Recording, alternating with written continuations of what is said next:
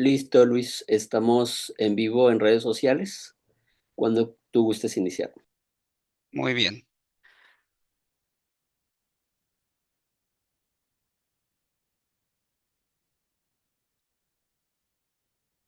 listo, ¿verdad? Ahí.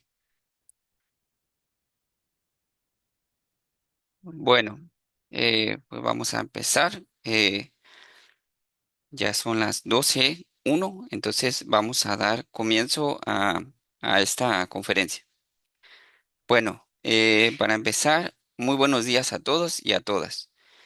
Es un gusto saludarles y darles la más cordial bienvenida a este espacio del Seminario de Investigación Educativa del Instituto de Investigación y Desarrollo Educativo, del IDE, de la Universidad Autónoma de Baja California.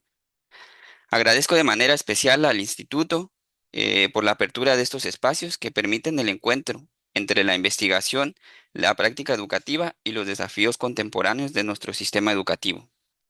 Este encuentro se realiza en el marco mundial de concienciación sobre el autismo, que se celebra anualmente el 2 de abril, una fecha que más allá de su carácter conmemorativo, nos invita a reflexionar críticamente sobre las condiciones en las que se está construyendo la inclusión educativa.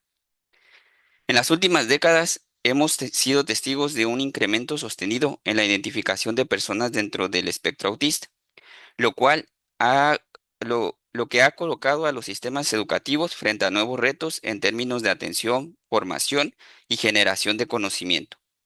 Sin embargo, más allá de las cifras, este día nos convoca a visibilizar, comprender y sobre todo transformar las prácticas educativas, reconociendo que la inclusión no es únicamente un principio normativo, sino un proceso que se construye en la vida cotidiana de las instituciones.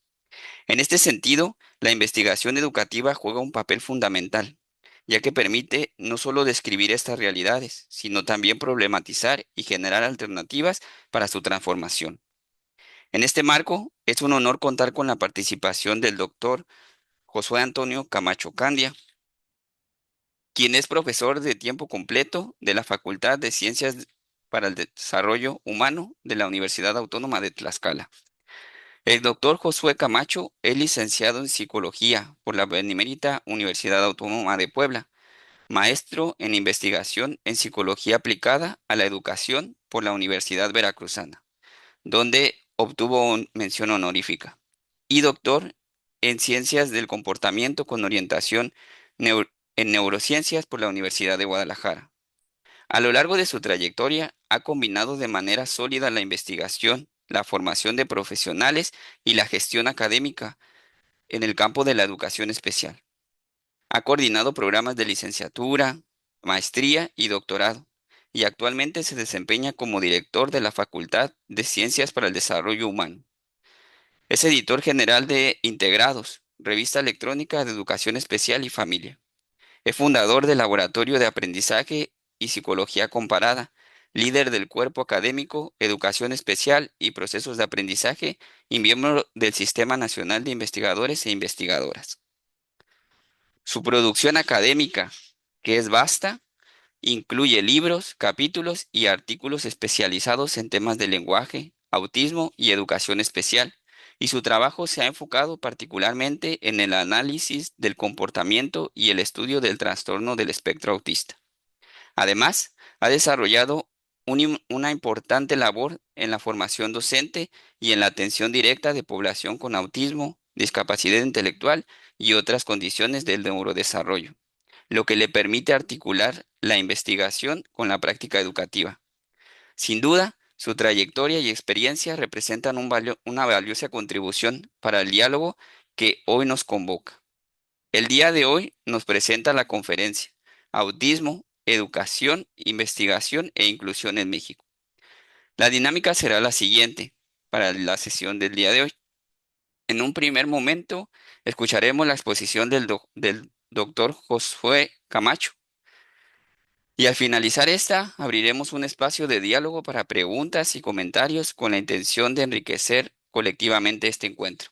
Las preguntas las pueden ir escribiendo en el chat de Facebook, los que nos están viendo, y al final se les dará lectura. Sin más preámbulo y agradeciendo profundamente su disposición, para compartir este espacio con nosotros y otorgar un día de sus vacaciones. Le cedo el uso de la palabra al doctor Josué Antonio Camacho Candia. Bienvenido, doctor. Hola, ¿qué tal? Muchas gracias por la amable presentación y desde luego es motivo de felicidad, es un gusto poder tener un espacio para compartir con personas que están interesadas en la educación, en el tema del autismo, por supuesto, y en cómo podemos mejorar lo que hacemos. Me parece que estas reflexiones siempre son importantes. Algunas veces podemos reafirmar lo que estamos haciendo, podemos confirmar que lo que estamos haciendo es correcto o es lo mejor que podemos hacer en estos momentos, pero también podemos tal vez generar alguna nueva idea, ¿no? Reestructurar alguna práctica, reestructurar alguna forma de entender aquello con lo que estamos, en lo que estamos inmersos profesionalmente.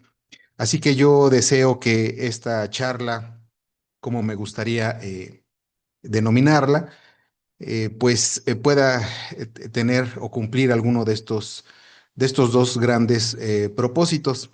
La reflexión cuando hablamos de educación en primer lugar, sin duda es necesaria y que sea de forma constante. La reflexión sobre nuestras prácticas educativas tiene que ser muy constante lo necesario para que nuestras prácticas educativas puedan irse transformando y adecuando también a las exigencias, a las demandas, a las condiciones que se van dando tanto en términos sociales, institucionales, políticos, económicos, en todos los ámbitos que se nos presentan en nuestra sociedad. Bueno, voy a compartir la presentación que me ayudará a guiarme este día. Si pudieran indicarme si ya se puede apreciar, por favor. Listo, sí, se ve. Correcto. Y bueno, nada más, también antes de iniciar, pues a la distancia también me gustaría enviar un agradecimiento desde luego al Instituto de Investigación y Desarrollo Educativo de la Universidad Autónoma de Baja California. Por supuesto, este instituto es una entidad de vanguardia, ¿no? Que implica tanto la generación como difusión, divulgación y aplicación del conocimiento en temas educativos, especialmente, por supuesto, a su directora, la doctora Edna Luna Serrano, así como al doctor Juan Páez Cárdenas, subdirector también de este instituto, y la coordinadora de investigación y posgrado, doctora Rubí Surema Peniche Setzal, y por supuesto también al doctor Sergio Gerardo Málaga Villegas, quien es coordinador de extensión y vinculación. Y por supuesto, especialmente a el licenciado Luis Gerardo Nieves Cruz, quien es estudiante de la maestría en Ciencias Educativas de este Instituto de Investigación y Desarrollo Educativo, pues en primer lugar por tener la iniciativa de este tipo de seminarios y en segundo lugar, pues también por considerarnos para poder estar en estos espacios. A todos ellos, muchísimas gracias y deseo que estos espacios se sigan multiplicando en favor de la formación y por supuesto de la práctica educativa. Bueno, sin mayor antecedente, quisiera iniciar la charla con ustedes. La he denominado Autismo, Educación, Investigación e Inclusión. Estos tres elementos, tres áreas, me parece que actualmente están conviviendo de forma integrada en algunos casos, tanto en la práctica profesional como también de repente en la investigación. Por supuesto, me parece que a veces también se confunde los ámbitos de incidencia de cada una de estas áreas y se castiga incluso severamente a veces algunos enfoques de investigación o se extrapola incorrectamente, ¿no? Los hallazgos de investigación hacia alguna práctica educativa. Y creo que también a veces la inclusión en este afán de poder abarcar y ofrecer a todos las mismas oportunidades, me parece que también a veces se confunde lo que significa. Entonces, es por esto que es para mí motivante que podamos hablar de este tema. Y bueno, nada más que, a ver, no sé si pasa, me parece que estaba un poco trabado. Sí cambió la diapositiva. Sí, está Parece. funcionando bien. Sí, ¿verdad? Correcto. Bueno, voy a estar cambiando las diapositivas constantemente. Si en algún momento observaran que se queda demasiado tiempo en alguna de ellas, ojalá me pudieran ayudar. Ya ustedes saben que a veces la tecnología nos traiciona un poco, pero desde luego que considero que son más los beneficios que podemos obtener de ella, ¿no? Y bueno, como les decía, pues hablaré de estos tres aspectos: educación, investigación e inclusión, todo alrededor de lo que es el autismo o trastorno del espectro autista, como actualmente se le denomina. Me voy a detener muy poco en su denominación, sin embargo, creo que es necesaria para que podamos también tener un marco de referencia compartido, o al menos tengan claro el marco de referencia desde el cual yo voy a estar haciendo los comentarios siguientes. Me parece importante tener claro que estamos hablando de que es una alteración del neurodesarrollo. Al decir alteración, no se debe entender como sinónimo por supuesto, de enfermedad, claro que no, sino que es una variante, ¿no? Por lo pronto es una variante del neurodesarrollo.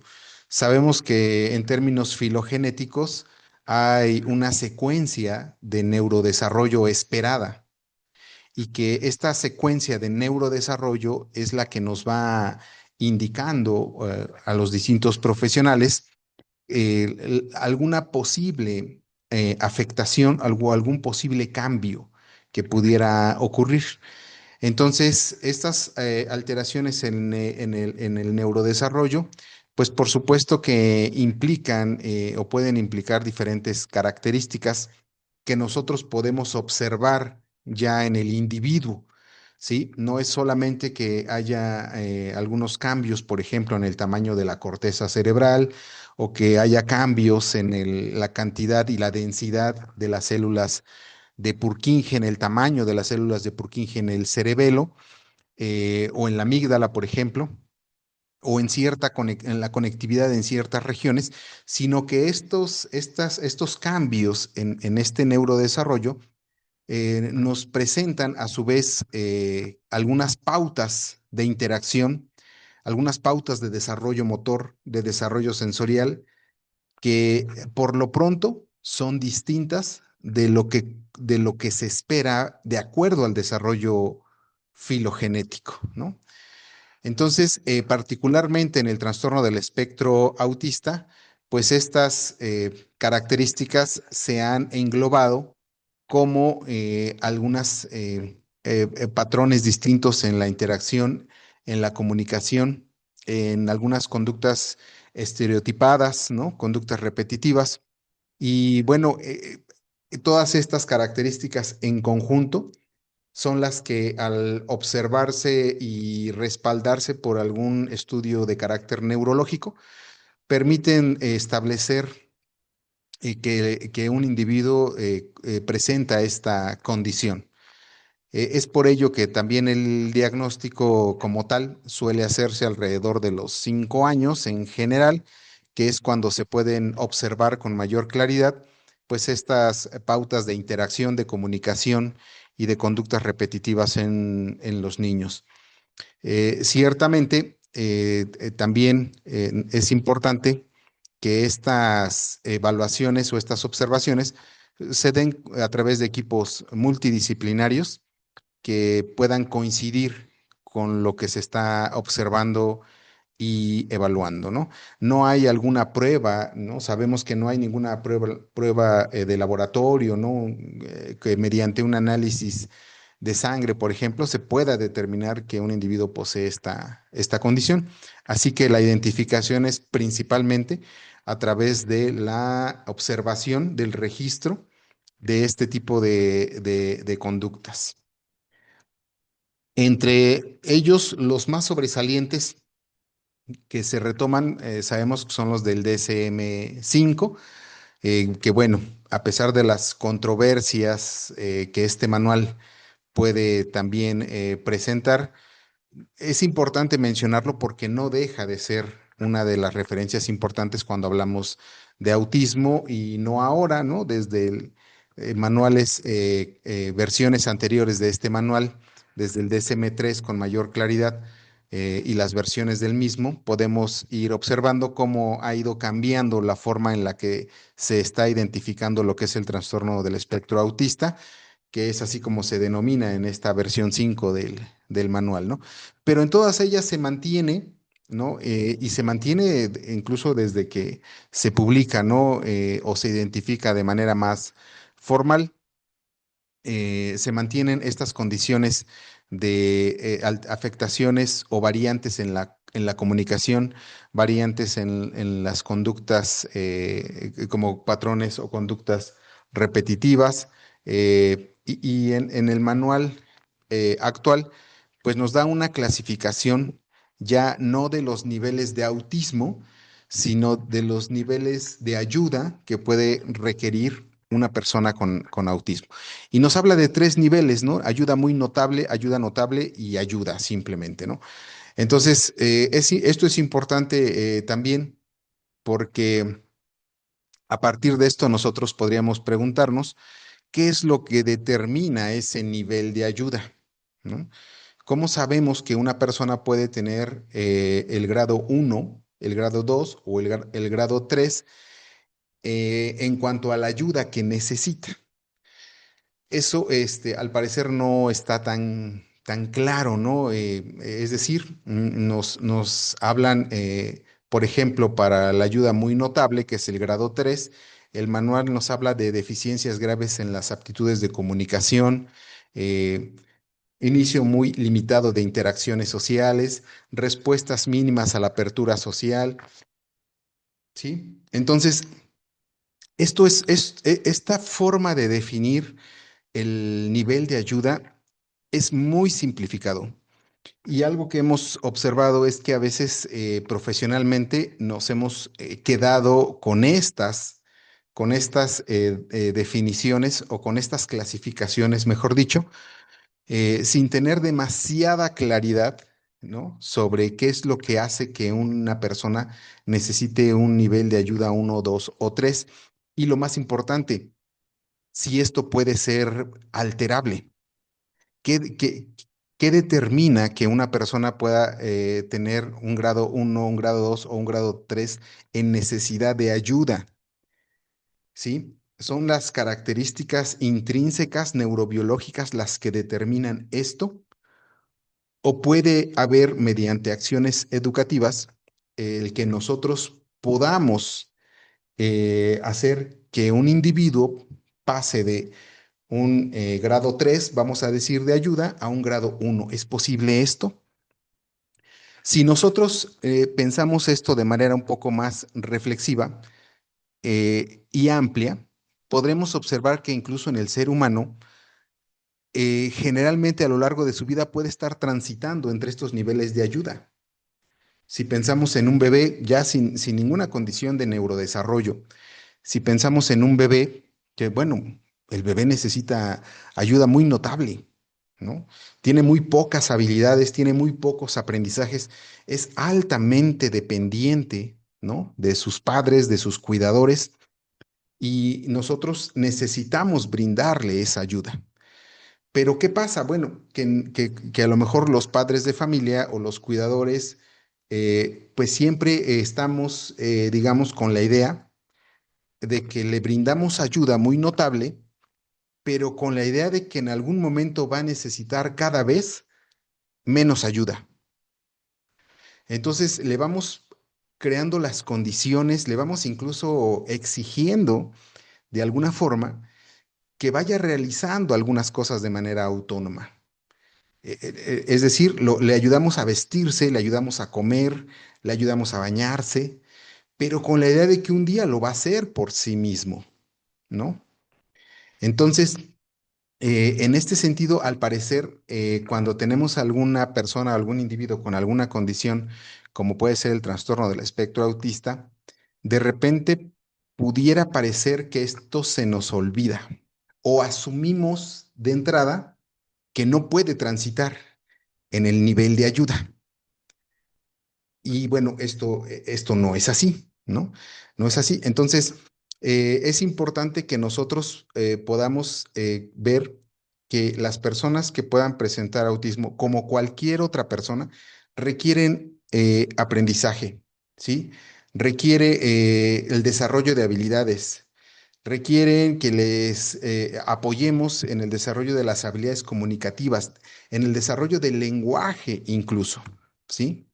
Y que cuando éste no pueda avanzar, nosotros profesionalmente debemos ser capaces de desarrollar nuevas u otras formas de comunicación no lingüística que nos ayuden a que la persona cada vez necesite menos ayuda.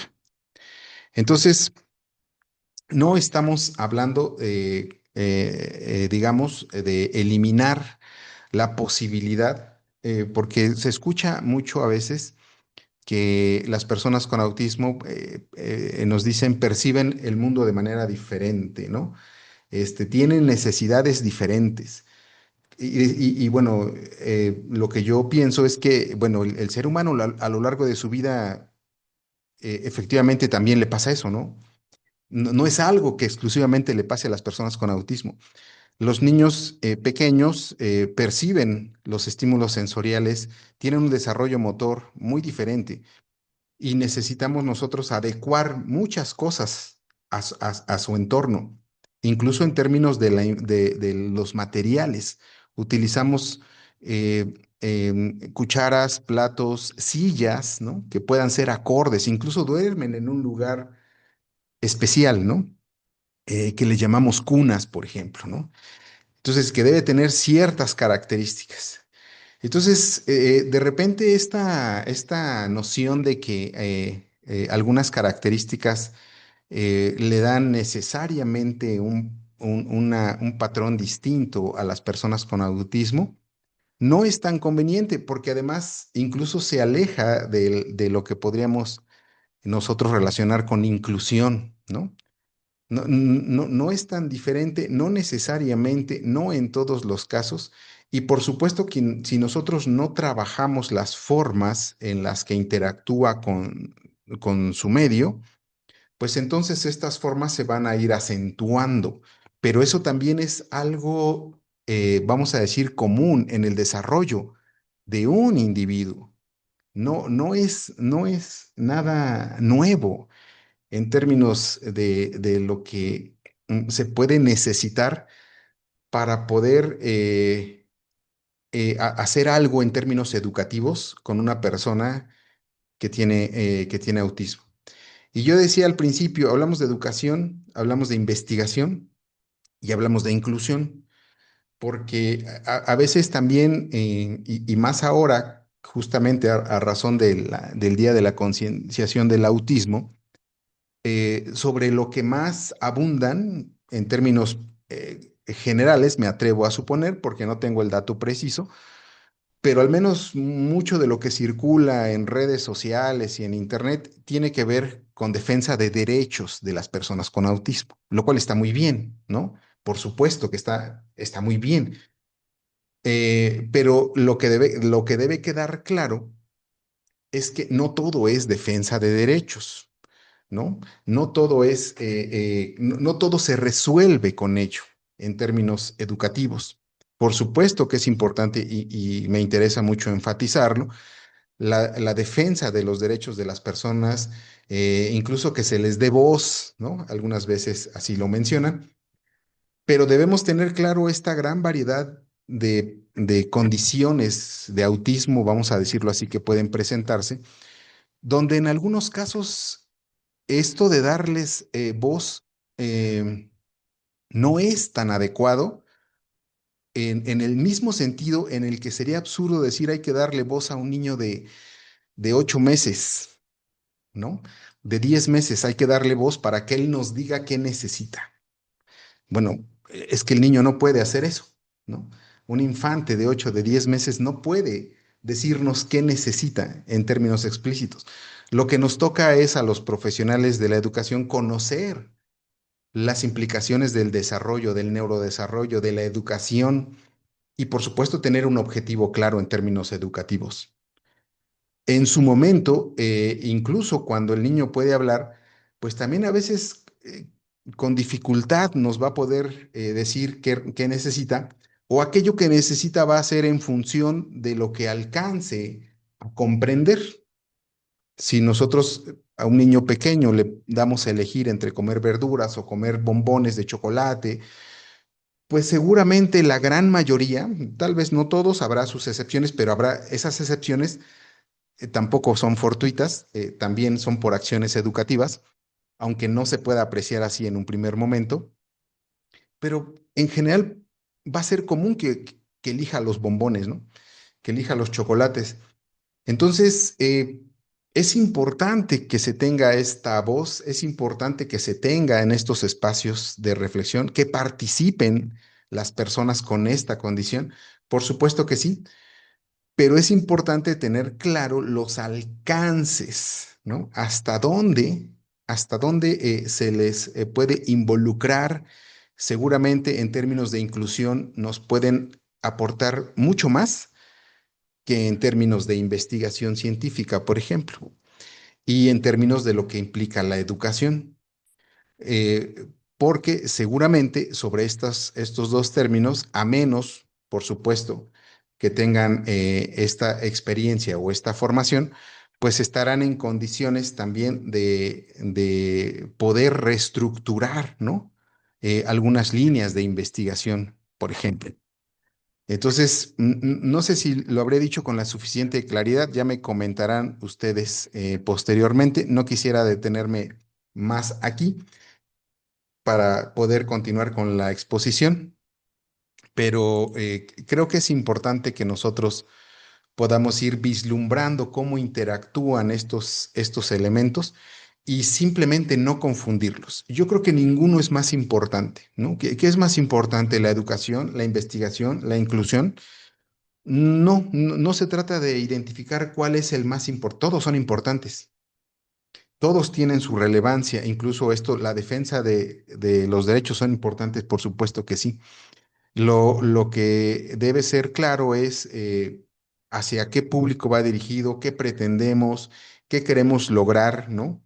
En términos educativos, qué queremos lograr en términos de investigación científica, para que no traslapemos inadecuadamente los elementos y necesidades de la investigación, por ejemplo, con los elementos y necesidades de acciones inclusivas, por ejemplo.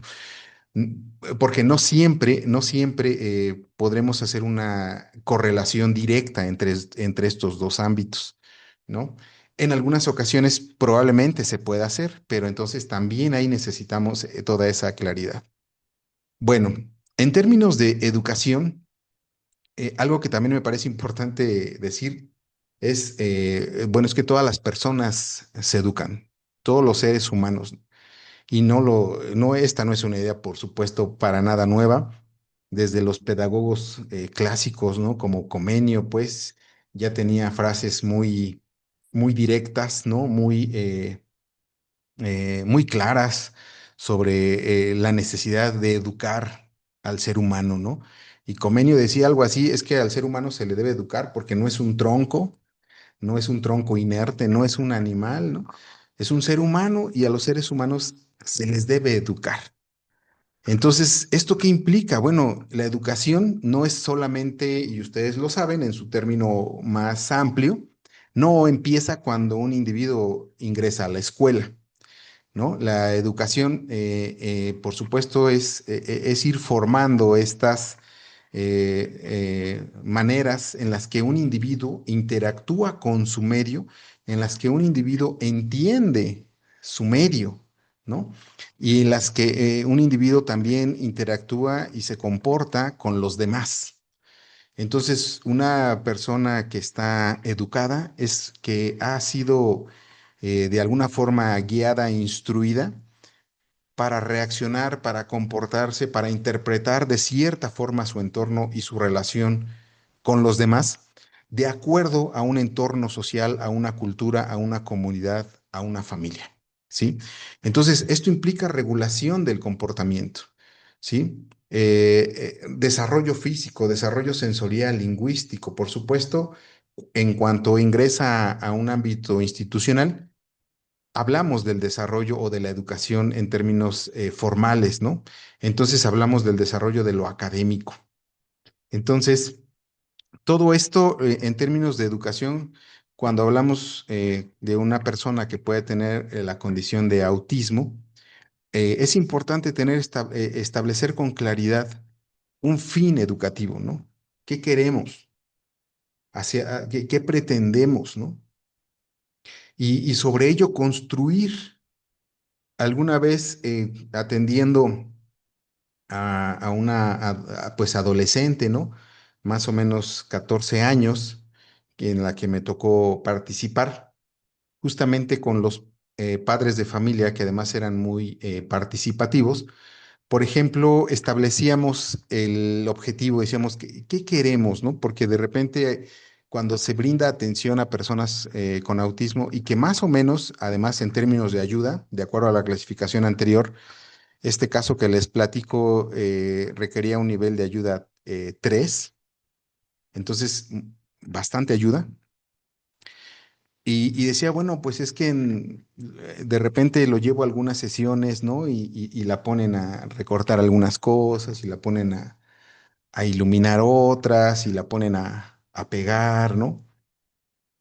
Y bueno, pues después de más de 10 años de que estos padres de familia habían transitado en las diferentes formas o modalidades de atención, llegábamos a la conclusión y decíamos, a ver, es que un objetivo que podemos plantearnos es que, y incluso ellos lo expresaban así, ¿no?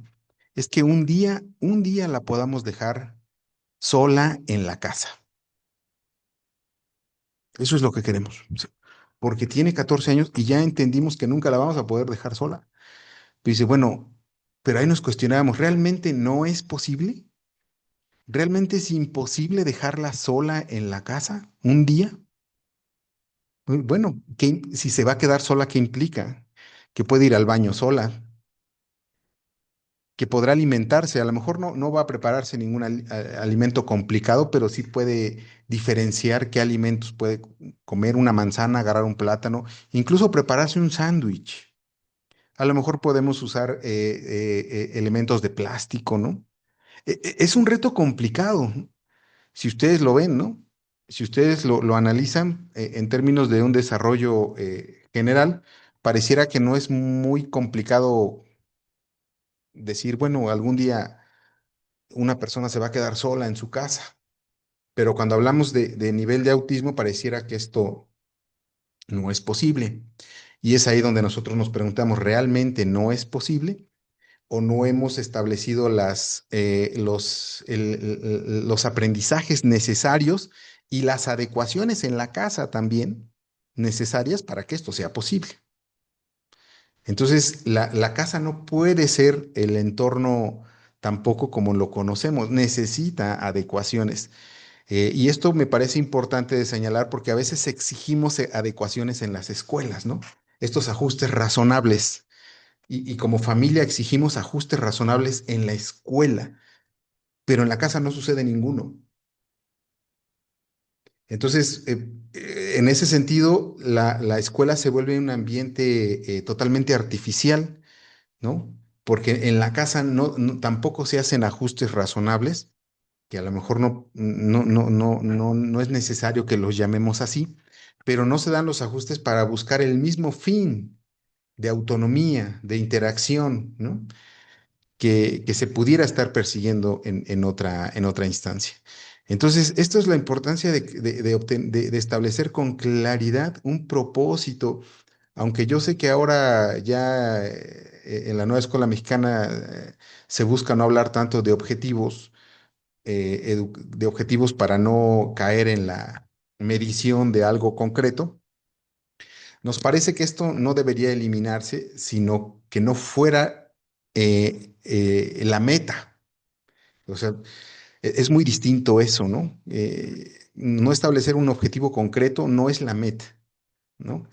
Sino qué va a hacer después con todo ello.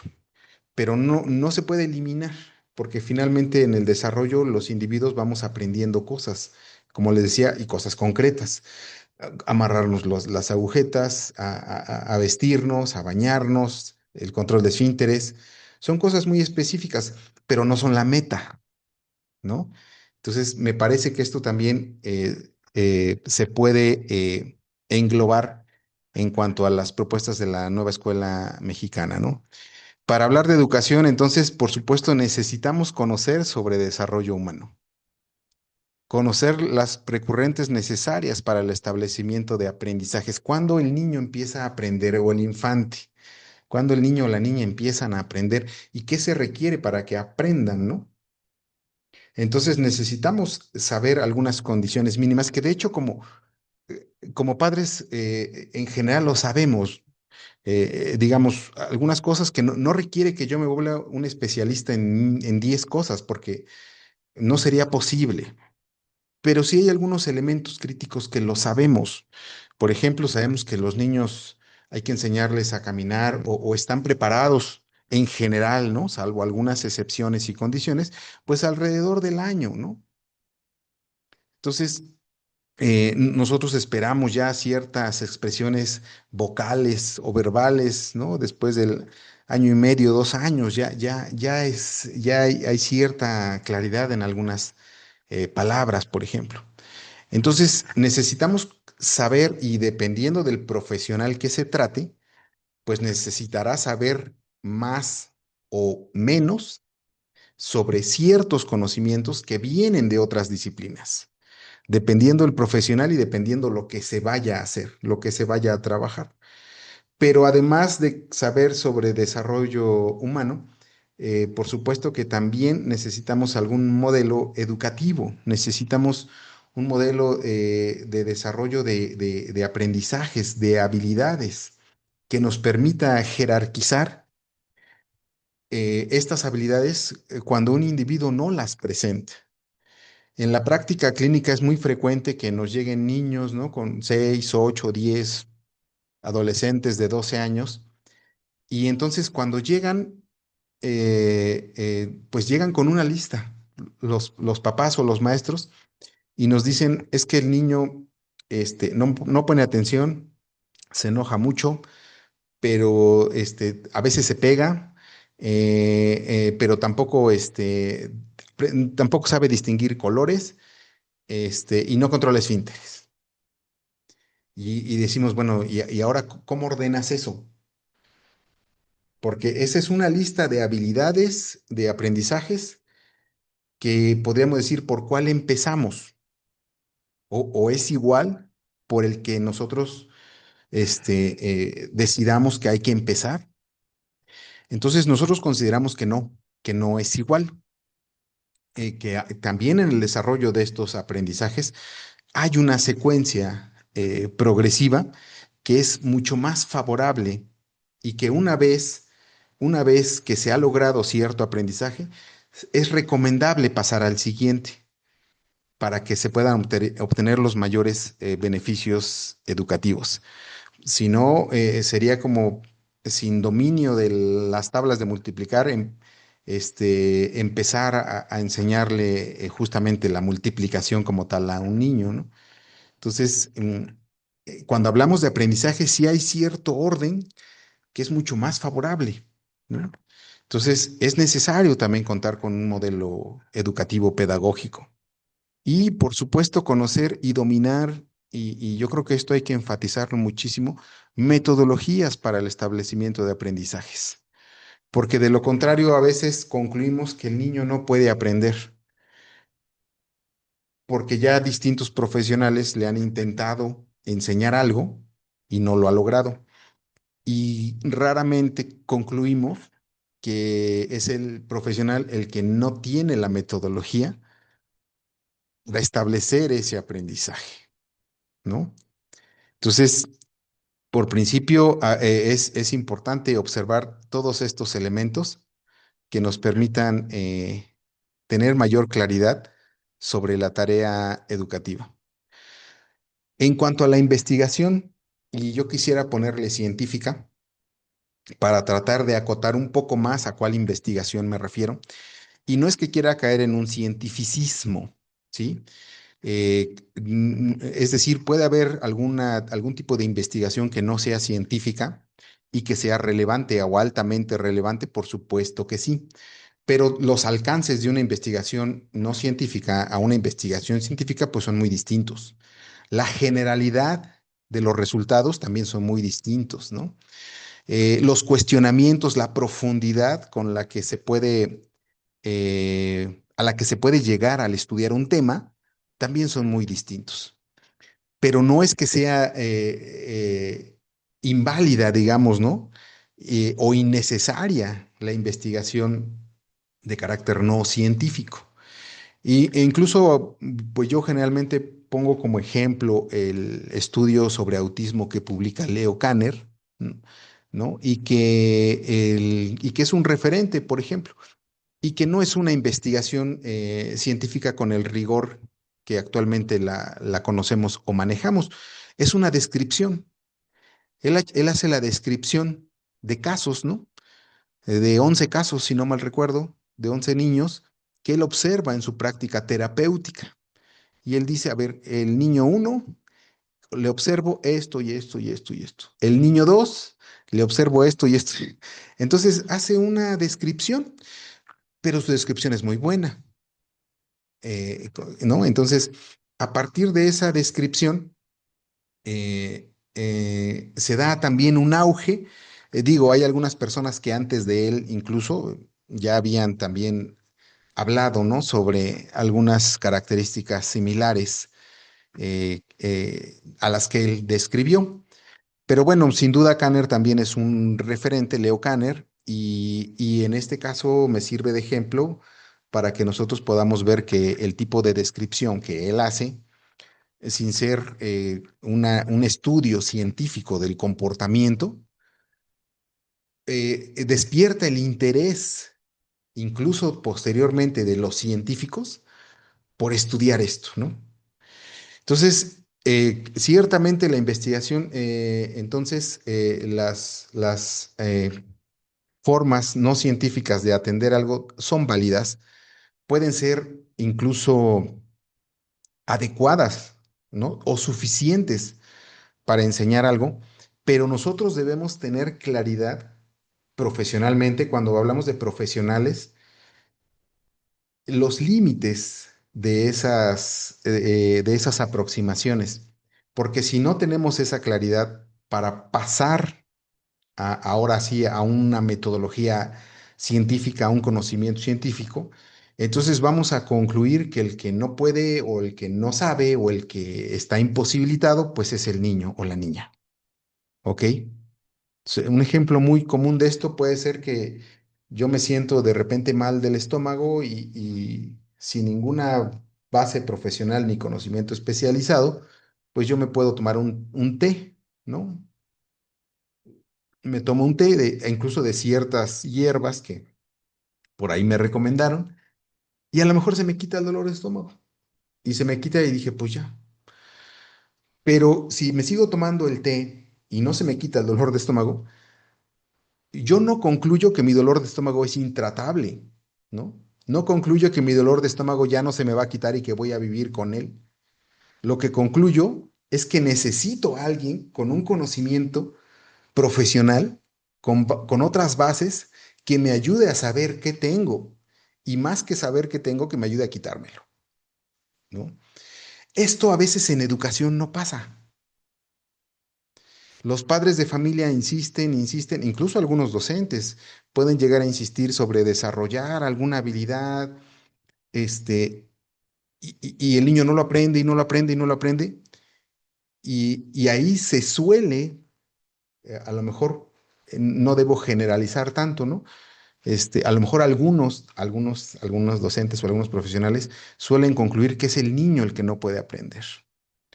Y bueno, a veces hasta armamos toda una explicación, ¿no? De por qué no lo puede aprender. Es que estas características le impiden, y pum, pum, pum, pum, pum. Hasta que llega alguien y dice, bueno, a ver, se lo enseño, ¿no? Con otra metodología y resulta que sí puede aprender. Hay un caso muy típico, ¿no? A lo mejor han escuchado, porque en términos del tratamiento de autismo y para la educación especial debería ser un clásico, Ivar Lomas, un autor clásico. Él fue uno de los pioneros en enseñar a hablar, vamos a decir, a niños con autismo, cuando ya se había concluido que no podían hablar. Niños que podríamos ver en este nivel 3, ¿no? De ayuda. Y que pues varias personas, sin recurrir a conocimiento especializado, pues los habían atendido, y pues no lograban que hablaran, ¿no? Entonces ya habían concluido que no podían hablar. Pero entonces Ivar Lovaas, recurriendo a investigación científica sobre el desarrollo de comportamiento, idea otras metodologías que van más allá del sentido común y de repente logra expresión verbal en estos niños. Ahorita les voy a mencionar el libro para quienes estén interesados. Y entonces dice uno, bueno, ¿qué pasó? ¿No que no hablaban?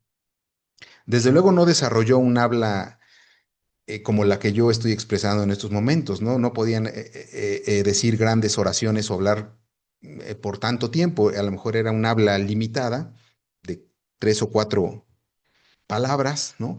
Pero ya podían expresarse, ya podían decir, quiero agua, ¿no?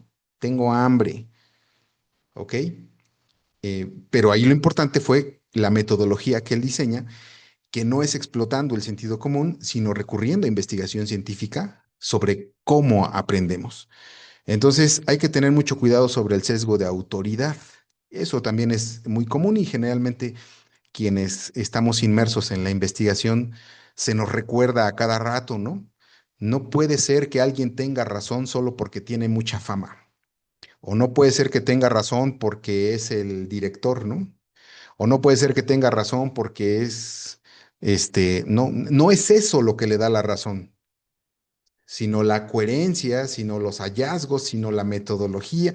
Y a veces personas que nunca han atendido a un niño con autismo nos quieren decir qué hacer y cómo hacerlo. Y además sin investigación científica como base. Entonces necesitamos tener mucho cuidado con ese sesgo de autoridad. Yo respeto mucho a mis autoridades institucionales, ¿no? Son autoridades institucionales, pero no quiere decir que puedan dominar las áreas del conocimiento necesariamente. Digo, hay quienes sí, ¿no? Hay porque además de ser alguna autoridad institucional, directivo de alguna institución, además tienen ese perfil profesional y tienen la práctica, o sea, pero hay que tener cuidado pues con esto del sesgo de autoridad. Entonces, lo otro es importante que nuestras propuestas se basen en metodologías científicas, ¿no? Con este rigor. La metodología científica, algo muy importante es que necesita tener ese rigor metodológico porque si no puede no funcionar. Y nosotros estamos, digamos, inmersos en estas prácticas con mucha frecuencia, ¿no? Otra vez cuando por este dolor de estómago yo fui al médico, el ejemplo que le referí hace rato, y me dice, te tienes que tomar esta pastilla por 5 días, ¿no? Aunque ya te sientas bien. Dice 5 días, ¿ok? Porque si no, te va a regresar y si no, pero como yo soy muy necio y como el primer día me sentí bien, dije, pues ya me siento bien, entonces ya no me la tomo. ¿Qué pasa por, qué pasa por no cumplir los 5 días? A lo mejor algunos de ustedes lo saben, ¿no? Entonces, los 5 días no son capricho, los 5 días no es necedad, ¿no? Y tampoco es sentido común. Es una metodología probada, ¿no? También la cantidad, cuántas pastillas, cuántos miligramos, cuántos, bueno, pues, depende de cuánto peses, ¿no? Por ejemplo. Entonces, no es nada más al cálculo como el té que yo me hice, ¿verdad? ¿Cuántas hojitas de té de esta hierba le voy a echar? Bueno, pues le voy a echar otro poquito porque todavía no pinta, ¿no? Y no pasa nada, pues. Entonces, es importante, ¿sí? Que nosotros podamos diferenciar y tener en su justo lugar cómo se trata una investigación científica, cómo se trata una base científica para entender y atender a una persona con autismo, porque si no la tomamos con esa seriedad, no funciona. Entonces, en términos de aprendizaje, nosotros sabemos, por ejemplo, que se requiere cierta frecuencia, que la frecuencia para practicar algo es muy importante. La frecuencia puede ser motivo de que fracasemos. Si nosotros practicamos algo, eh, yo pongo el ejemplo de aprender a nadar, ¿no? Practicamos con el mejor entrenador, el campeón olímpico, en la mejor alberca, techada, climatizada, con olor a burbujas de jabón y no sé qué tanta cosa, pero solo voy a practicar una vez al mes.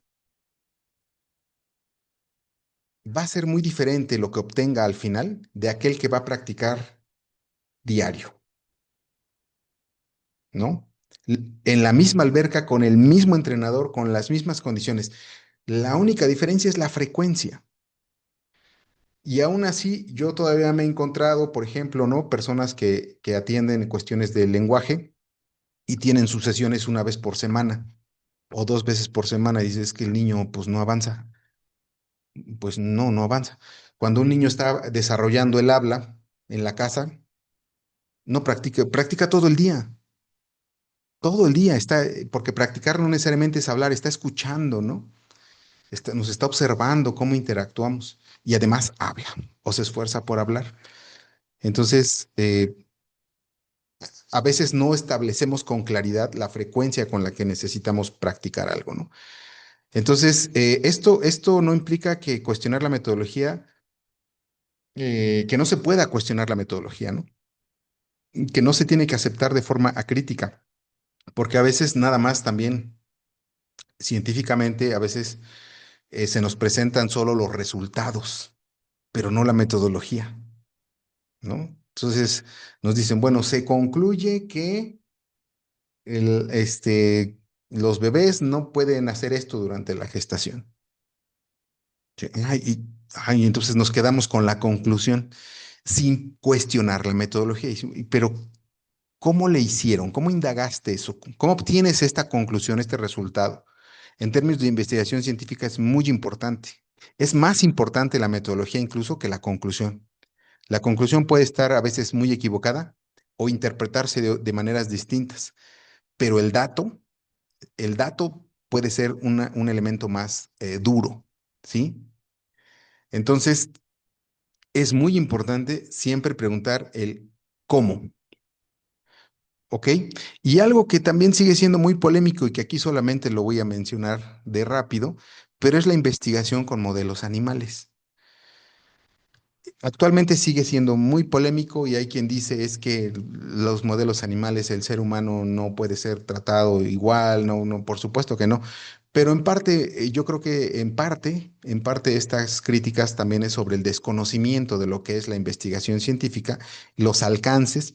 A veces también quien no está tan inmerso en la práctica científica necesariamente quiere que toda la investigación científica sea aplicada, ¿no? Es que si no tiene alguna aplicación directa, entonces no sirve. Yo diría, bueno, es que nos falta comprender mucho sobre lo que es la investigación científica. Hay mucha investigación que nos sirve para teorizar, para reformular, ¿no? Formas de comprender esto y los modelos animales en algunos casos están bastante justificados, sobre todo cuando los estudios no se pueden hacer con humanos, no se deben hacer con humanos, ¿no? Y hay muchos campos de conocimiento que han avanzado. En la medicina tendríamos los más claros, gracias a que se ha podido investigar con modelos animales. Yo creo que desde luego hay que cuidar las normas éticas, hay que cuidar los procedimientos, hay que cuidar un montón de cosas, pero no necesariamente invalidar, ¿no? la investigación con estos modelos, hablando de investigación científica. Es un tema muy controversial. Aquí quisiera poner algunos ejemplos de esto que les mencionaba hace rato, ¿no? Que a veces si no vemos la metodología, pareciera que no hay otra forma profesional de hacerlo. Pongo este ejemplo porque también recientemente nos sucedió, ¿no?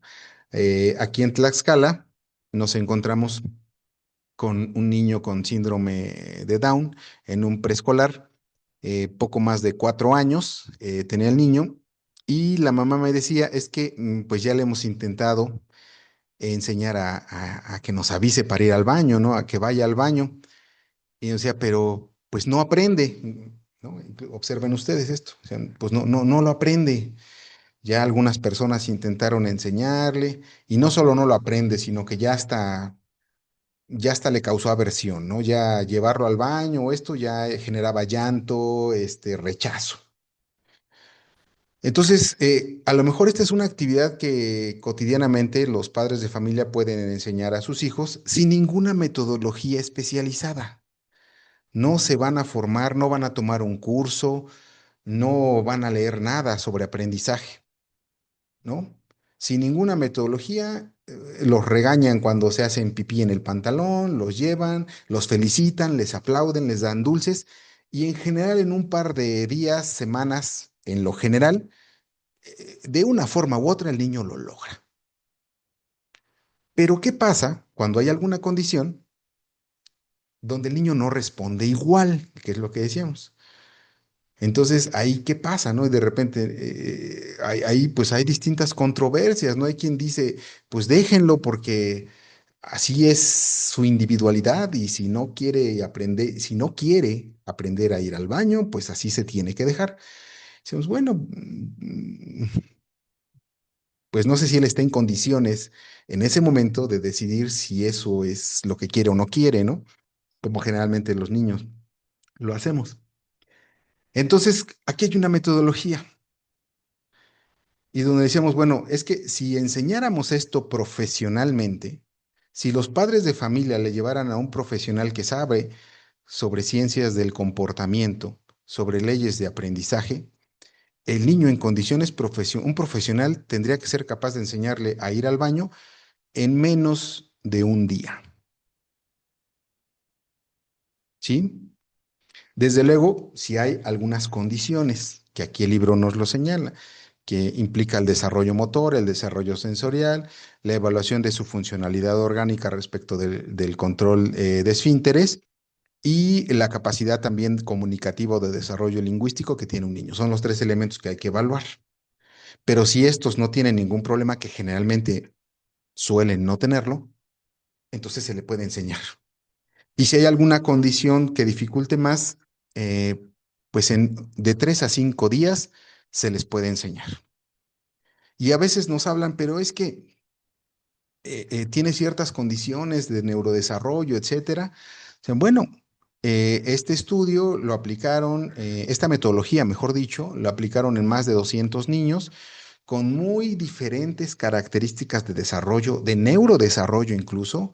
Los aplicaron también con niños con discapacidad intelectual, con niños con síndrome de Down, con autismo, con un montón de condiciones individuales distintas, pero además también con un montón de condiciones familiares, educativas y sociales muy distintas, desde mamás que vivían solas, que parejas juntos, profesionales, otros que no tienen estudios, con toda la diversidad que se puedan imaginar.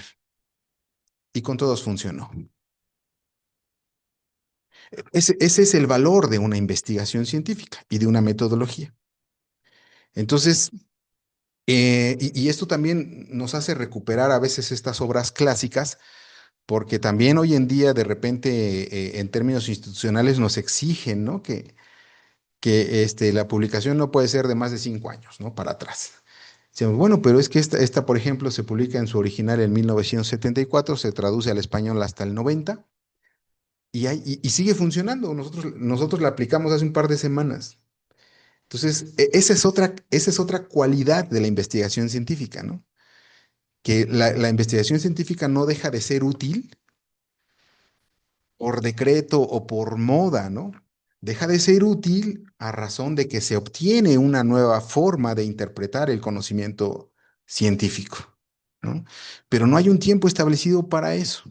A veces depende del interés de los investigadores y de cómo se puedan ir involucrando con un tema. Pero bueno, este es un libro que además pues les puede ser de utilidad. Lo encuentran con mucha facilidad en internet y si no lo encuentran con todo gusto me lo pueden solicitar y yo les mando el PDF. Y bueno, les puede ayudar en estos casos difíciles donde hay que enseñar al niño a ir al baño, además, ¿eh? Dice a ir al baño, no a avisar. Los papás tendemos a enseñarles a que me avise, ¿no? Que me avise cuando quiere ir al baño y ya lo llevo. Esta metodología dice, no, que no te avise, ¿para qué? Mejor que él identifique cuando quiere ir al baño, que vaya al baño solo, que se desvista, que se limpie y que vaya solito. Eso es lo mejor, ¿no? Ahí cambia el objetivo, ¿se dan cuenta? ¿Sí? Bueno, este es el libro que les decía de Ibar Loas, Desarrollo del el lenguaje a través de la modificación de conducta. Es un libro muy, muy, muy valioso para el desarrollo de la comunicación verbal, sobre todo, insisto, otra vez, en estos casos más severos, si me permiten llamarlo así, o aquellos que requieren más ayuda. ¿Sí? Obviamente, si el niño no necesita esto, si el niño tiene un nivel de ayuda uno o incluso dos, pues puede ser que responda de otras maneras. Entonces, está bien, ¿no? Si responde con otras maneras, pues no es necesario. Pero cuando no responda a estas formas comunes, lo importante es que sí podamos nosotros recurrir a otras metodologías y esto es a través de conocimiento y de propuestas formales. Aquí hay otro que, bueno, es más reciente y que aunque no está dirigido especialmente o específicamente a personas con autismo, muchas de las estrategias, de las propuestas que el autor Miguel Ángel Verdugo hace, que es una de las personas más destacadas en la atención de discapacidad intelectual, este, plantea, muchas de estas metodologías pueden ser aplicadas con personas también con autismo, ¿no? Entonces, aquí les dejo no sé cómo voy de tiempo, por favor, ahí si pudieran indicarme para y cuánto tiempo me queda o para no extenderme más allá de lo que esté programado. Bueno, por ahí me mandan un mensajito, ¿no? O me hacen ahí una señal, por favor. Respecto del otro aspecto, entonces ya hablamos en términos de lo que es educación, ya vamos también en términos de lo que es la investigación, y ahora quisiera abordar la otra, el otro punto, ¿no? Que cierra estos tres aspectos que se propusieron para esta tarde y que es sobre la inclusión. Y le he querido poner educativa, ¿no? Porque sabemos que la inclusión es muy general, no solamente abarca a personas con discapacidad o con trastornos del neurodesarrollo, sino a poblaciones que comúnmente han sido marginadas. No vamos a hablar de todo ello en estos momentos, ¿no? Aunque es en estos sentidos muy amplia, pues aquí nos vamos a referir a las personas con TEA, ¿no? Pero antes de hablar de inclusión educativa, un aspecto importante es reconocer los problemas o retos que ya tiene la educación regular, ¿no? Es decir, que ya tiene la educación con personas que no tienen autismo o con cualquier otra persona. Nuestro sistema educativo tiene mucho, mucho que hay que pensar, que hay que reflexionar, que hay que cambiar, que hay que modificar. Entonces, con un sistema educativo con estas características, además, llegan personas con condición de autismo, por ejemplo, y además se busca que sean parte de la educación regular. ¿Esto qué implicaciones tiene? Bueno, pues muchísimas, ¿no? La inclusión entonces educativa en lo general, pues principalmente el lugar el lugar ideal donde se puede practicar, pues es la escuela regular, ¿no? Aunque hay escuelas de educación especial y tenemos otros centros especializados, pues la inclusión educativa por excelencia, digamos, aunque no es el único espacio, pero por excelencia el lugar para practicarla, pues es la educación regular. Entonces necesitamos conocer y saber cuáles son las condiciones de esta educación regular a donde pretendemos insertar a una persona con autismo, ¿no? Si ya de por sí, ¿no? Digo, y esto también es ampliamente conocido, uno de los graves problemas que se han agudizado, por ejemplo, han sido los de comprensión lectora, ¿no? En la educación regular. Entonces necesitamos nosotros identificar antes estas características, retos que ya tiene la educación regular, para que podamos proponer de mejor manera la inclusión de personas, por ejemplo, en condición de autismo, ¿no? Entonces, también a veces en términos de inclusión se nos dice mucho sobre la escuela es para todos, todos, y además también de repente con algunas frases, yo diría a veces que tienen otro fin u otro rigor. Este, eh, ok, gracias. Y necesitamos nosotros tener claridad sobre estas características, ¿no? Em, Porque de repente también se nos maneja como es que todos aprendemos diferente o cada quien aprende a su ritmo. Y la verdad es que cuando dicen eso yo no sé a qué se refieren, ¿no? A qué ritmo te refieres, ¿no? O con las personas con educación, con alguna condición, es tener más paciencia, ¿no? Como que la misma metodología, pero con más calma. Y bueno, hemos visto que no es así, ¿no? No es así, en realidad no siempre es así. En algunas condiciones, la paciencia, yo creo que la paciencia en términos generales para quienes se dedican o estamos en el área de la educación, es algo que necesitamos practicar, por supuesto, pero muy pocas veces es la paciencia lo que nos va a resolver un problema educativo, ¿no? Muy pocas veces, en mi experiencia. En realidad, lo que necesitas es metodología, orden, modelos, teorías que te reorganicen lo que estás haciendo, así como lo hizo Lobas, ¿no? Si ustedes imaginan a Lobas, ¿no? Es que necesitan más paciencia para que aprendan a hablar, pues no aprendían, ¿no? Entonces, es importante que en términos de inclusión también seamos más realistas, ¿no? Y tengamos mayor claridad sobre lo que pretendemos. Entonces, además, para la inclusión necesitamos la participación de docentes, sí, pero el docente de educación regular tampoco se va a convertir o va a estudiar otras 10 carreras para que pueda comprender de manera general lo que es autismo, por ejemplo, y en segundo, manejar teorías y eso no es posible, ¿no? Requeriría, al menos no es posible con las condiciones institucionales que actualmente tiene la educación regular. Necesitaría en primer lugar una transformación de fondo para que esto pudiera ser posible, ¿no? Entonces, por lo pronto necesitamos la participación de docentes, pero también de padres de familia y con la misma intensidad. Y quienes hemos trabajado en estos ámbitos, creo que vamos a coincidir en que en general la participación de los padres cuesta trabajo, cuesta mucho trabajo. Y más porque institucionalmente pocas veces está regulada, ¿no? Pareciera que la participación de los padres es una cuestión a la que aludimos más como un compromiso moral, ¿no? Si aman a sus hijos, apóyenlos, ¿no? Pero institucionalmente no hay nada que les obligue. Si no los apoyan, no pasa nada, ¿no? Pueden seguir en la escuela y esto dificulta el compromiso que algunos padres de familia pueden expresar. No todos, pero también en términos generales, representa un reto. Entonces, necesitamos a los docentes, necesitamos padres de familia, autoridades, la comunidad en general. Cuando hablamos de inclusión, no se trata de bajar el nivel de exigencia, es decir, no se trata de decir que aprenda lo que pueda, ¿no? No puede aprender a leer, entonces, pues nomás con que identifique las vocales, con eso nos vamos. Eso no es inclusión.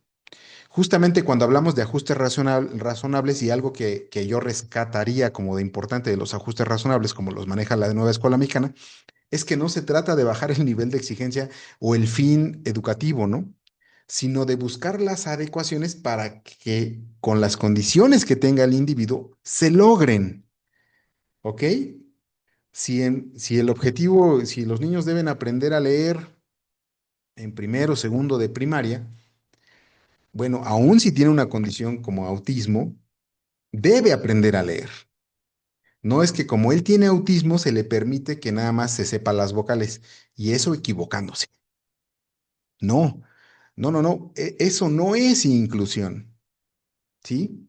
No, porque entonces no lo estás llevando a la misma meta que los demás.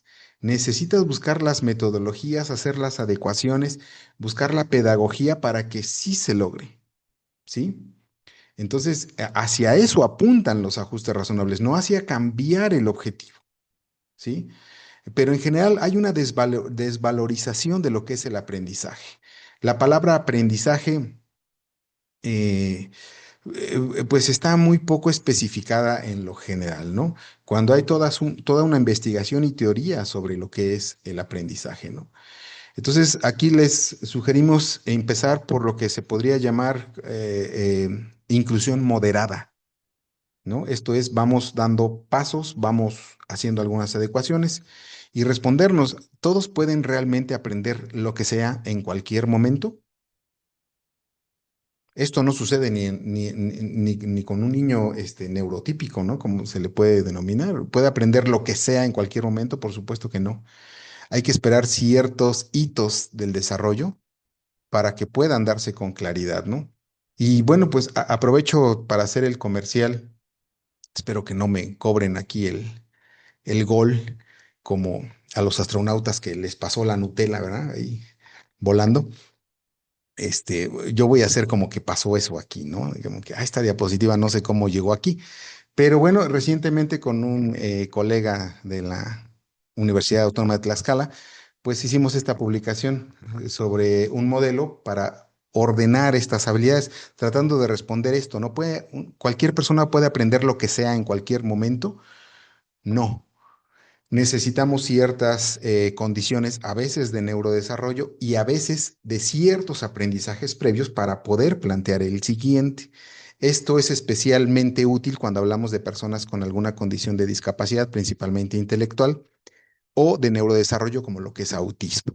Entonces, bueno, este es un modelo que se publica justamente a finales del año pasado, es muy reciente para quienes les piden también como referencias actuales y recupera además trabajos en esta lógica de la investigación científica.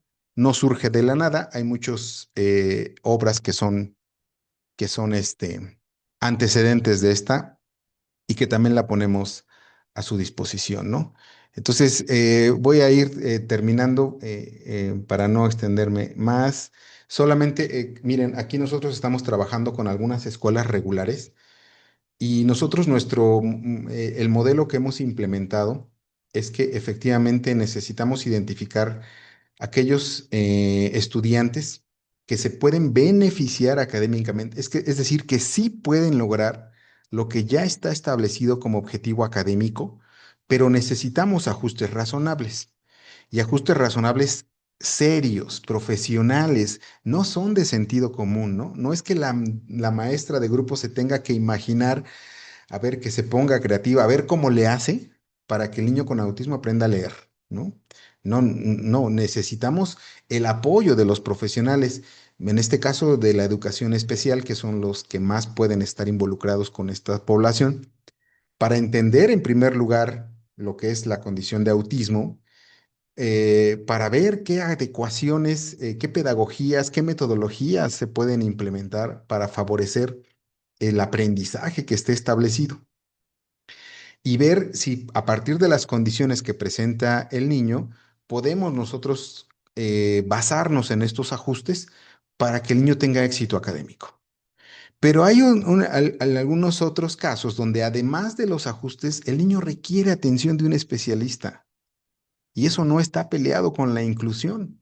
El niño va a estar en la escuela, pero además necesita una atención de un especialista que no está en la escuela, que puede ser un neurólogo, que puede ser un rehabilitador físico, que puede ser un educador especial, ¿sí? Necesita una atención que la escuela regular no tiene en estos momentos porque no la contempla, pero el niño sigue en la escuela, ¿no? Pero es que además de ir a la escuela, sí necesita esa atención. Y es ahí donde se hace más necesaria la participación de padres de familia, ¿sí? Porque si no se tiene esta atención, nos puede llevar al fracaso educativo. Y finalmente, también tenemos alguna población que por la severidad en el desarrollo de habilidades, la escuela regular no les va a beneficiar. Esto no es negarles el derecho a la educación, pero hay escuelas de educación especial, por ejemplo, ¿no? Porque las habilidades que necesita desarrollar no son las que tiene como propósito la educación regular. Entonces, por ejemplo, incluso para el kinder, ¿no? Un niño que llega al kinder ya llega hablando, ya llega con cierta capacidad de seguir instrucciones, ya llega con cierto desarrollo de control de esfínter, el kinder o el preescolar, ¿no? Mejor dicho, ¿no? ¿Y qué pasa si un niño no llega con estas habilidades? Pues hay que trabajarlas.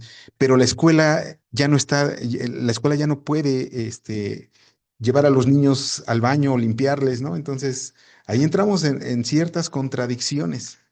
Entonces, hay otros entornos educativos que sí están diseñados para enseñarles este tipo de habilidades. Hay diferentes estudios que nos muestran cómo si nosotros no ubicamos al niño en el ambiente educativo correcto, no solamente no le beneficia, sino que incluso le perjudica en el desarrollo de sus habilidades, ¿sí? Entonces, bueno, pues aquí es algo que nosotros estamos haciendo. Aquí vemos los requisitos mínimos para establecer un aprendizaje, mínimos, los iniciales, respuestas biológicas, desarrollo motor y sensorial. Eso es indispensable por parte del individuo, pero por parte del ambiente necesitamos constancias, necesitamos acciones, necesitamos efectos. Es decir, que el niño se comporte, que el niño actúe, que el niño haga. Entonces, es muy importante que el niño agarre, que manipule, que todo esto, ¿no? Que se lleve a la boca porque hay que regularlo. Necesitamos que el niño actúe y que el ambiente tenga ciertas constancias y ciertas regularidades. Esto nos lleva a desarrollar los primeros aprendizajes, pero no se van a quedar ahí. Me voy a saltar el video porque ya no nos da el tiempo. Una vez que además hay lenguaje, ¿no? Que estamos inmersos en una cultura, en una sociedad o en una familia, los aprendizajes que podemos desarrollar en un individuo se potencian. Si hay desarrollo lingüístico en algún nivel, porque tampoco el lenguaje es de 0 a 100. A veces hablamos del lenguaje y pensamos que si ya habla, ya es que ya hay lenguaje. No necesariamente, ¿no? El desarrollo del lenguaje también es un proceso. Hay distintas etapas, desarrollo de habilidades comunicativas, habilidades prelingüísticas, que a veces a un niño con autismo puede llegar a alguno de estos niveles, desarrollar habilidades comunicativas o prelingüísticas sin consolidar el lenguaje como tal. Y es ahí donde a veces estamos un poco confundidos sobre qué pueden o qué no pueden hacer, ¿no? Entonces, todas estas constancias, regularidades, características neurobiológicas, desarrollo motor y sensorial, desarrollo del aprendizaje, perdón, del lenguaje en un ambiente social o cultural, nos van a ayudar a entender y a comprender de mejor forma cómo podemos potenciar y desarrollar habilidades o aprendizajes en una persona con autismo. Bueno. Pues yo creo que voy a detenerme aquí. Había más material preparado, pero a lo mejor ahorita, si hay algunas preguntas, lo podemos retomar para no abusar del tiempo. Voy a dejar aquí la presentación y ustedes me indican cómo seguimos. Gracias. Bueno, eh, sin duda un placer escucharlo. Nos quedamos aquí todo el día, hacemos nuestras cabañitas y nos quedamos a escucharlo todo. Pero pues tenemos que cumplir con los protocolos del instituto. Agradecemos al doctor Josué Camacho por esta valiosa exposición. Esperemos que no sea el primero ni el último, sino que siga más actividades como esta para que pueda pues seguir compartiendo todo su conocimiento, ¿no? Pues este espacio también está pensado para que pues se dialogue con los participantes, con las personas que estuvieron conectadas y pues de ellas rescatamos tres preguntas, doctor. Se la voy leyendo de a una por una y usted nos va dando respuesta. Aquí, mire. Nos pregunta a Jocelyn Violeta, en las infancias con autismo en la escuela regular, ¿cuál es el parámetro para dosificar los PDA? Desde el aula, ¿cómo se puede atender?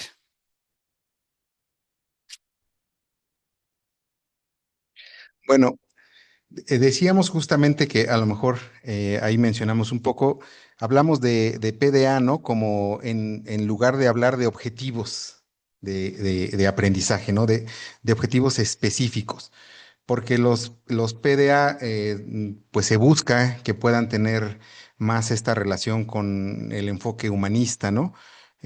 Con el enfoque centrado en la persona. Pero lo que decíamos y señalábamos es que pues los PDA podrían ser como el objetivo general, ¿no? Un objetivo general como el que ponía yo de ejemplo de cuál sería el objetivo general con esta adolescente que les platicaba, que un día esté sola en su casa, por ejemplo, ¿no? Ese es el objetivo. Entonces, un PDA puede ser que el niño alcance a cierta comprensión de lectura. Está bien. Pero para ello sí seguimos requiriendo que desarrolle ciertas habilidades concretas, ciertas habilidades específicas, ¿no? Entonces, un objetivo, un PDA general puede ser que aprenda a vestirse de acuerdo a la situación concreta en la donde va a participar, ¿no? Ah, bueno, pero todavía necesitamos que desarrolle ciertas habilidades concretas, ciertas competencias específicas que pueda discriminar, ¿no? Un pantalón de una blusa, una chamarra de un calcetín. Entonces, esas son acciones muy concretas. Entonces, yo creo que el error está en pensar que al hablar de un término general ya no hay objetivos específicos que lograr. Sí los hay, pero ya no es donde acaba ahí la tarea, ¿no? Entonces, yo pensaría que una forma de dosificar, como dice aquí la pregunta, es establecerlo, sí, como el propósito, el plan de desarrollo, ¿no? A lograr, pero yo creo que no está peleado con que se vayan desarrollando ciertas habilidades, ciertas competencias muy concretas, muy específicas en los individuos. Entonces, yo creo que esa sería una forma así muy breve en la que podría responder esa pregunta. Muy bien. Bueno, también Dulce Linares nos dice, doctor, para determinar si una condición es TEA, hay que tener el diagnóstico diferencial. Entonces, ¿cuáles son las condiciones que comparten características con el TEA y qué hacer si el niño tiene poca comunicación lingüística? Bueno, entiendo aquí que la idea es saber si las condiciones, digamos, o características de las personas con autismo pueden ser o identificarse en algunas otras condiciones, ¿no? Como en síndrome de Down, como en discapacidad intelectual, por ejemplo. Y la respuesta es sí, sí hay algunas características que no es que sean exclusivas del trastorno del espectro autista o del autismo. Por ejemplo, los problemas de comunicación, en cuanto al desarrollo lingüístico se refiere, también lo pueden presentar las personas con discapacidad intelectual, las personas con síndrome de Down y requieren ahí otro tipo de habilidades comunicativas, ¿no? Las estereotipias, por ejemplo, las conductas repetitivas, se presentan en muchísimas otras condiciones. De hecho, este es otro tema de gran relevancia porque al hablar de conductas estereotipadas, tenemos nosotros que distinguir de aquellas que pueden ser condiciones de alguna condición, de alguna afectación en el neurodesarrollo, de aquellas conductas estereotipadas que pueden deberse a ambientes aversivos, ¿no? Por ejemplo, un ambiente sumamente aversivo nos puede empezar a generar conductas estereotipadas o de aquellas conductas estereotipadas que son parte del desarrollo, es decir, que deben ocurrir, ¿no? Entonces, como el asunto del balanceo, por ejemplo, del balbuceo, también como una conducta estereotipada necesaria o benéfica, vamos a decirle así, para el desarrollo del individuo. Entonces, sí se pueden presentar las condiciones de un individuo con autismo, sí se pueden presentar en otras condiciones, y a veces suele ser por ello que incluso la metodología de trabajo pueda ser muy similar, ¿no? Y con respecto a la segunda parte de la pregunta de qué hacer si el niño tiene poca comunicación lingüística, en primer lugar es importante, y este es otro tema también muy amplio, que nosotros podamos tener claro lo que es el lenguaje, ¿no? Y las formas de comunicación o los modos de comunicación lingüística, que son a través de los cuales podemos expresar el lenguaje, y cómo nos comunicamos cuando no hay lenguaje. Hay algunas formas en las que nos podemos comunicar que normalmente son más restrictivas, menos dinámicas, menos ambiguas, porque no tienen el carácter convencional, ¿no? De la comunicación. Debemos tener claro que todas las especies animales se comunican, todas, todas. Pero hablando del lenguaje, estrictamente solo el ser humano. Sin embargo, aquí es a donde nos conviene observar modelos animales, porque hay algunas especies que han desarrollado formas de comunicación no lingüística altamente complejas y sofisticadas, altamente, ¿no?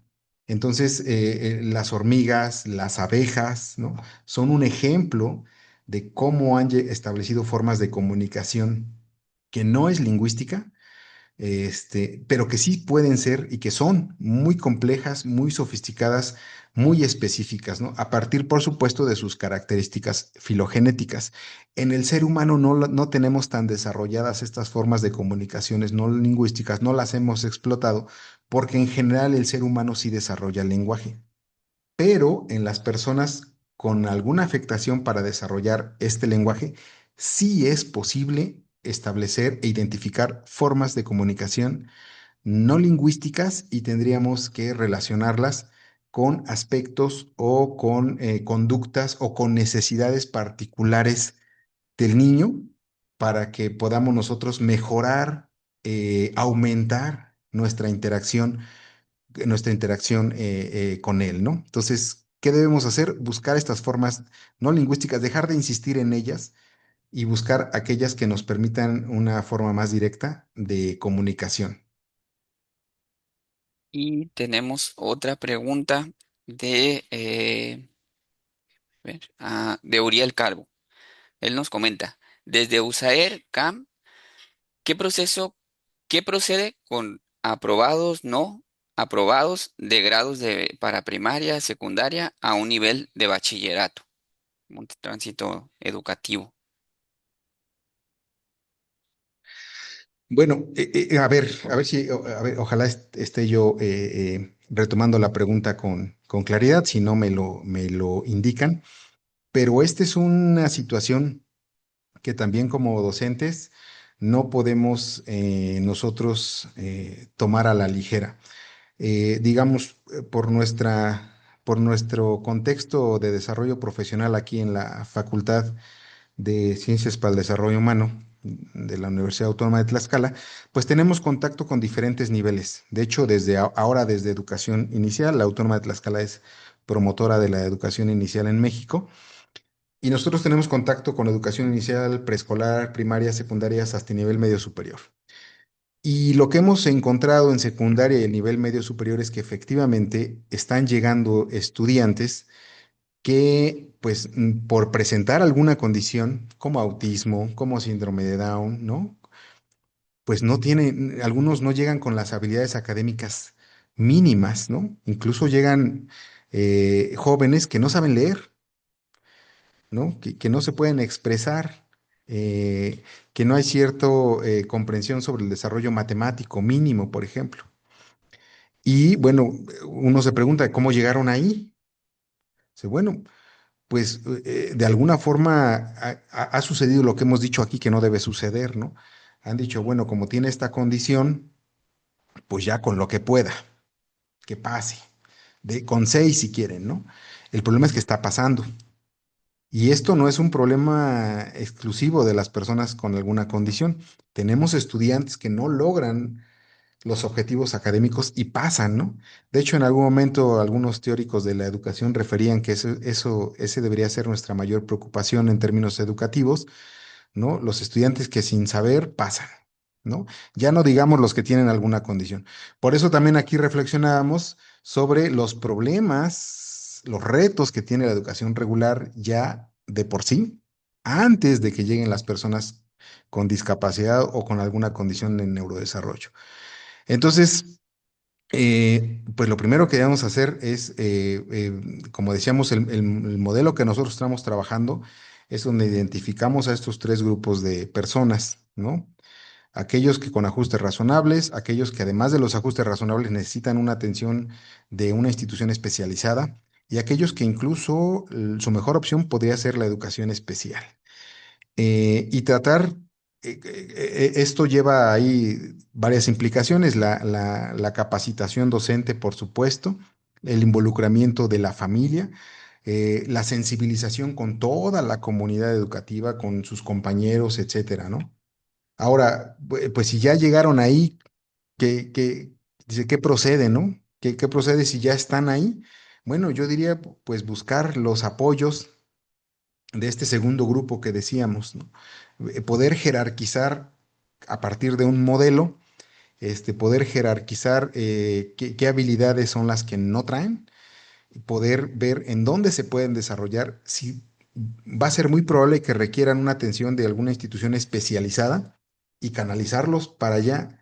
Es decir, no se sacan de la educación regular, no se expulsan de la educación regular, pero se les hace ver a las familias, a la misma institución que se requiere otras habilidades, porque si las personas por tener alguna condición llegan hasta la universidad y obtienen un título, después no sabemos en qué condiciones van a hacer esa práctica profesional. Y esa va a ser una realidad social que en algún momento nos va a explotar en la cara, ¿no?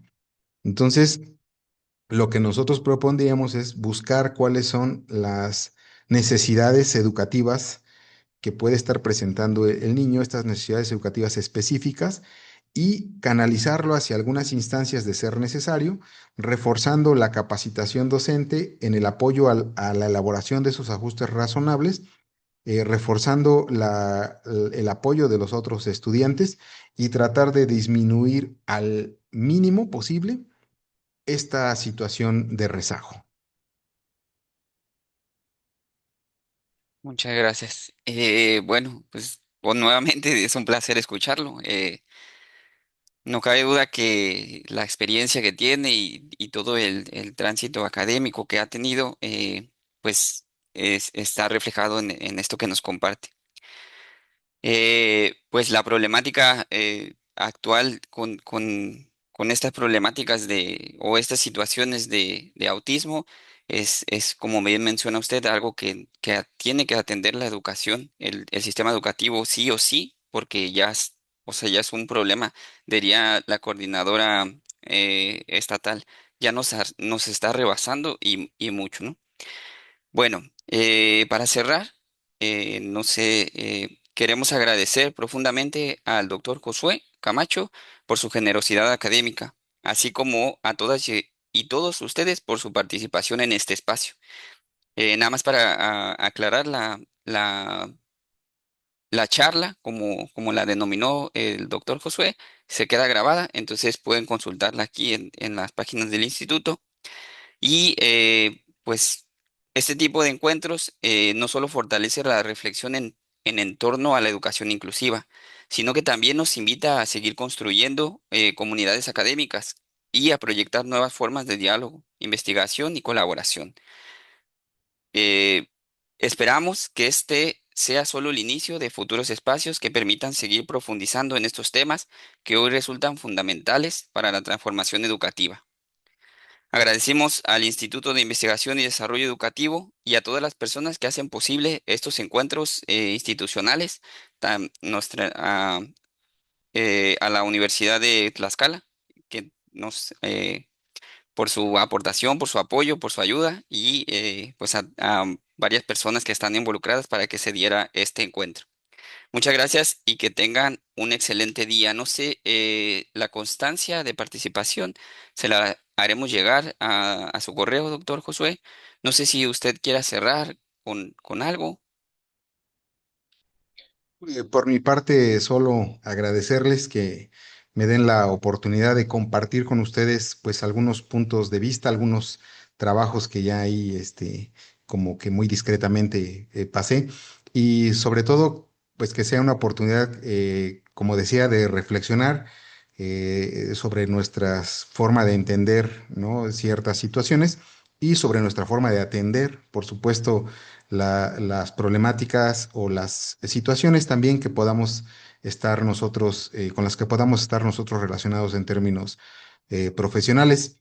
Nosotros aquí en la Universidad Autónoma de Tlaxcala, a través de la licenciatura, maestría y doctorado que también tenemos en educación especial, pues tenemos poco más de 45 años de dedicarnos a estos asuntos en términos institucionales y en algún momento creo que podamos compartir, ¿no?, algunas de estas reflexiones y seguramente serán en beneficio de toda nuestra comunidad y de nuestro quehacer profesional. Entonces, muchísimas gracias y pues quedamos a sus órdenes para cualquier material de consulta, cualquier material también de apoyo que pudiéramos intercambiar. Estamos en la mejor disposición. Muchísimas gracias. Muchas gracias. Y ya nada más para cierre, hay asuntos de difusión. Recuerden que tenemos las convocatorias abiertas para las maestrías en el instituto. Ahí para que chequen la página. El 13 de este mes hay una reunión informativa también para que se puedan eh, atender a esa reunión que les va a dar muchos ahí luces para que puedan entrar. Y pues aprovechando pues un tema que está aquí, pues para que ahí pongan su anteproyecto en este tipo de temáticas. Muchas gracias y no sé, Uber nos va a sacar de aquí o ¿Qué tal? Gracias. Nada más los que gusten encender su cámara para poder hacer una captura de este evento como fotografía virtual. Vamos a dejar primero de transmitir. sí,